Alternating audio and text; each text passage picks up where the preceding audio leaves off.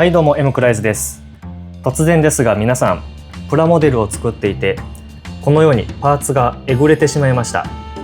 この場合皆さんでしたら接着剤であったり市販のパテでこの傷口を埋めて修正をするかと思います。しかし市販のパテですと乾いた後に色が白っぽくなってしまいまして、その後塗装が必ず必要になってきますよね。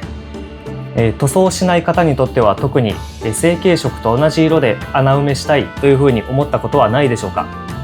そこで今回は捨てるはずのこれを使って成型色と完全に同じ色のパテを自作する方法をご紹介します。ということで今回のガンプラテクニック講座、テーマはこちら。無塗装派の方必見、ランナーパテの作り方についてです。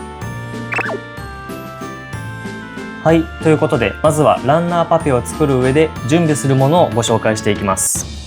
まずは何より必要となってきますのがこちら、プラモデルのランナーになります。こちらランナーの色につきましてはこの修正したいパーツと同じ色のランナーを使っていただくと塗装しなくてもパーツのえぐれをきれいに修正することができます。この場合修正したいパーツと同じキットに付属しているランナーを使用すると必ず同じ色のランナーパテができますので、ぜひそちらのランナーを使っていただくようにお願いします。次にランナーパテを作る上でランナーを溶かすためにこちらタミヤセメントの方を使っていきます。こちらそれぞれ白いキャップのものと緑色のキャップのもの、どちらを使っていただいても大丈夫なんですが、緑色の流し込みタイプの接着剤を使うと乾燥時間が早く済む反面難易度が高くなってしまいますので、初心者の方はまず白色のキャップのタミヤセメントを使っていただくことをお勧めします。はい、次にこちらランナーパテを作る上で必要となりますのが空き瓶になります。こちら必ず密閉できるものを用意してください。そして最後に必要となりますのがこちらランナーをカットするニッパーになります。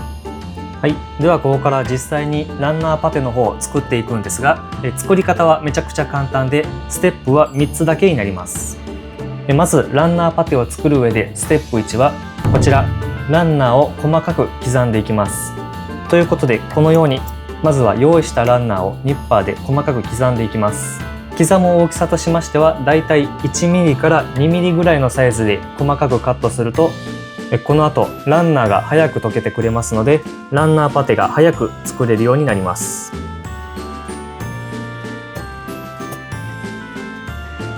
はい、これぐらい刻めました。今回は少量作っていこうと思いますので、これぐらいの量で作っていきたいと思います。次に刻んだランナーを入れた空き瓶の方にこちらタミヤセメントの方を注いでいきたいと思います。今回はこちら白いキャップのタミヤセメントの方を使用していきます。こちら流し込む量としましてはランナーがひたひたに浸かるぐらい、もしくはちょっと頭が出るぐらいの量を流し込んでください。この時接着剤が多すぎるとシャバシャバになってしまいまして非常に使いづらくなってしまいますので流し込む量には注意が必要です。では実際にこちら流し込んでいきたいと思います。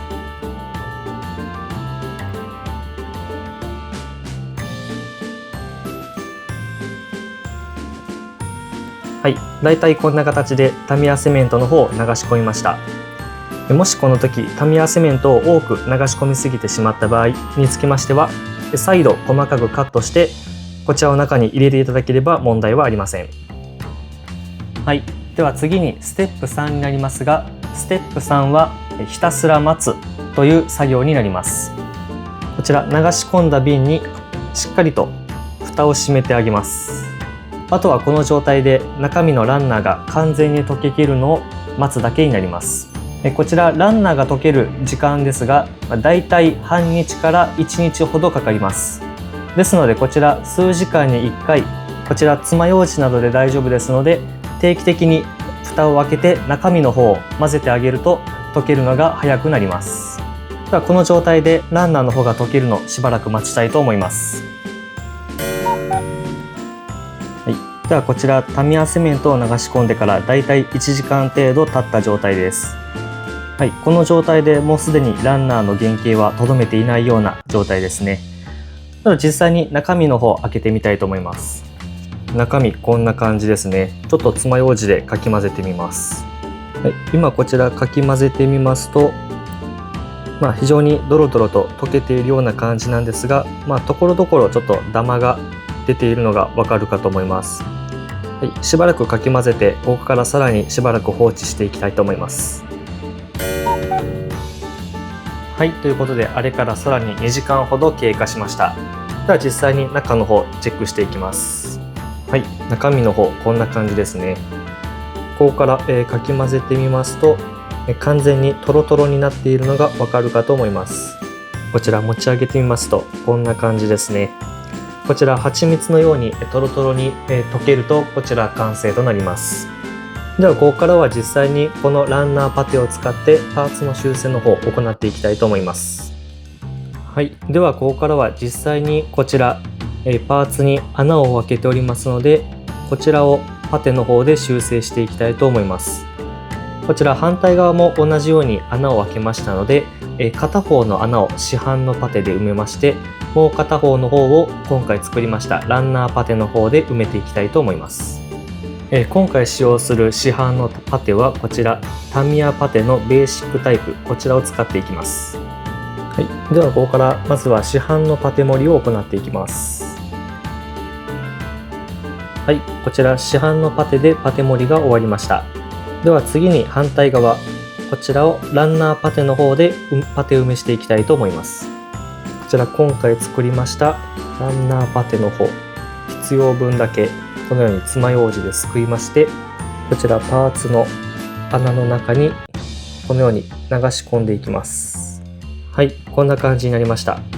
実際ランナーパテ使ってみての感想になるんですが、市販のパテよりも非常にドロドロとしているため、傷口の奥の方まで流れていくような、そういった感覚がランナーパテにはありました。では実際にこちらパテの方両方乾くのを待ちたいと思います。はい、ではまずはこちら市販のパテの方を先にヤスリ掛けしていきたいと思います。はい、ではこちら800番までヤスリ掛けが終わりました。当然といえば当然なんですが、市販のパテでは実際のパーツの方と色が違いますので、補修した箇所っていうのが、色違いで非常に目立ちやすくなっています。ここからプラモデルきれいに仕上げていこうと思うと、必ず塗装の方が必要となってきますので、塗装できる環境がない方にとってはここからきれいにする方法はないのかなというふうに思います。では次はこちらランナーパテの方でパテ盛りした部分のヤスリ掛けの方を行っていきたいと思います。はい、ということでこちらも800番までヤスリ掛けの方が終わりました。反対側、こちら市販のパテの方と比べますと、やはりこちらランナーパテの方は、このパーツと同じランナーを使っている関係上、パテ盛りした部分もしっかりと同じ色に仕上がっておりますので、この状態ですと、塗装を行わずとも成型色の状態で綺麗なプラモデルとして仕上げることができるかと思います。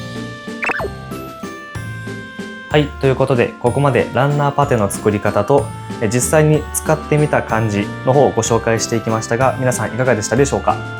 このランナーパテというのはパテを作る作業の方が必要にはなってきますが、プラモデルの塗装する環境がない方につきましては、パーツの傷の補修であったり、ニッパーでパーツを切った時にどうしても発生してしまうバリというのをきれいに消すことができますので、塗装せずにきれいなガンプラを一つ作りたい方につきましては非常におすすめの方法となります。